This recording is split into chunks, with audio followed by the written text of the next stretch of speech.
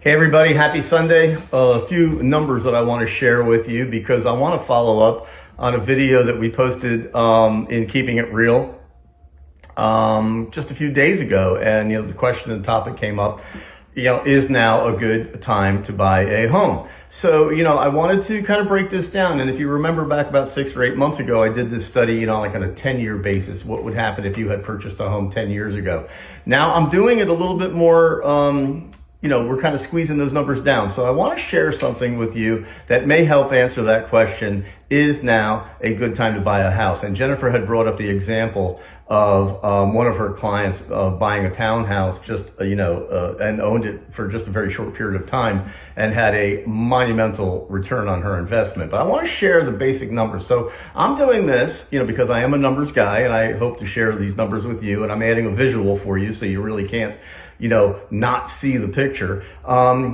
If you had purchased a home 5 years ago, now we don't have June data yet. I mean, that's any day now I should be looking at June data, but I didn't use AI to calculate these formulas. I didn't use some, just mythical type of mechanism to do this. This is just simple basic research. I'm like, okay, so it really wasn't that complicated.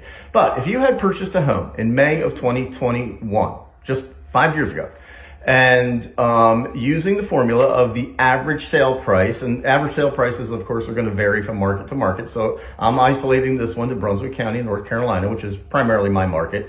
If you had purchased a home 5 years ago, May of 2021, you would have paid an average sale price of $745,000. So almost $396,000. That's what the average sale price was in May of 21, $395,000. Okay. If you had purchased that same home using the same calculation, okay, in May of 26, 5 years, that average sale price went up to $536,965. Okay. Almost $537,000. Now remember, this is average sale prices. This isn't median sale price. There's a big difference there. But the average sale price in May of 2026, right here in coastal North Carolina in Brunswick County, $536,965. That would have done something for you that is borderlining on remarkable. You would have had a realized gain of $141,220. That's what your gain would have been on the purchase of your home just by simply having a roof over your head. $141,220. Let's break it down a little further. The return on your investment, if you're a financial person, the return on your investment would have been 35.5%. I don't know how you can mathematically beat that when you have to have a roof over your head anyway. Whether you rent or whether you own, it doesn't matter. You still got to have a roof over your head. A 35.5% return on your investment. That's pretty remarkable.